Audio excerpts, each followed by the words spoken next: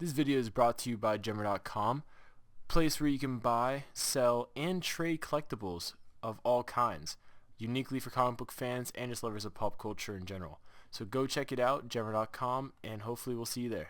Hey, what is up guys? We are back with another video in our DC Extended Universe series, this time focusing on the standalone Superman sequel. Now many people had wondered prior to knowing more about Batman v Superman Dawn of Justice was if that film would actually be the sequel to Man of Steel, but just feature Batman. After the DC film slate was revealed, it became clear that a standalone film was not happening until at least 2019. Superman has been a notoriously difficult character to translate to the big screen, given his power set and lack of a weakness beyond kryptonite. Audiences tend to normally sympathize and relate to characters with flaws, something that we can actually see in the success of films like The Dark Knight, Iron Man, and Guardians of the Galaxy. Though I'm not saying Superman isn't relatable, I am actually one of the people that loved Man of Steel. I think Zack Snyder took a bold and authentic approach to the character, grounding him and making him feel more human, which is something that stirred controversy. So let's jump into my ideas that need to be included or addressed in a future standalone Superman sequel. I believe the first point that should be addressed is to further develop his character in a post-Justice League world, because if we do get a standalone Superman feature, it'll likely be in a post-Justice League 1 and 2 world, so it'll be interesting to see where his character is at that point, and what kind of a story they could actually delve into by then. We'll probably see a lot of the Daily Planet and his life as a reporter in Batman v Superman, but I think it'll be really cool to explore his life as Kal-El and to see where he's at and how comfortable he is in his own skin now that he's been on Earth for several years now. It'll also be interesting if they decide to include other cameos by Justice League members or address the fact that he lives in a world where he actually knows people like Bruce, Diana, and Hal. The second point that I want to be included in the standalone film is to include villains that we've never seen before, like the character of Brainiac. I think it would be an incredible villain to choose just because Brainiac isn't just a physical match for Superman, he's an intellectual match for Superman, because many people don't know that Superman and Kal-El are actually very smart. He's got a lot of intellect, and it would be really cool to see a much more personal villain like that, one that is more threatening beyond just a brawler. Brainiac also plays a very personal story to Kal-El because he basically has the city of Kandor under his control. In much of the comics and animated feature films, we've seen that the struggle against Brainiac is a very personal and deep-seated hate for the character, and I think it would be just awesome to see a change of pace in terms of Superman villains, because Brainiac is a character that I've always wanted to see adapted to live action, and all you would have to do really is just get either an incredible voice actor or have someone in prosthetic makeup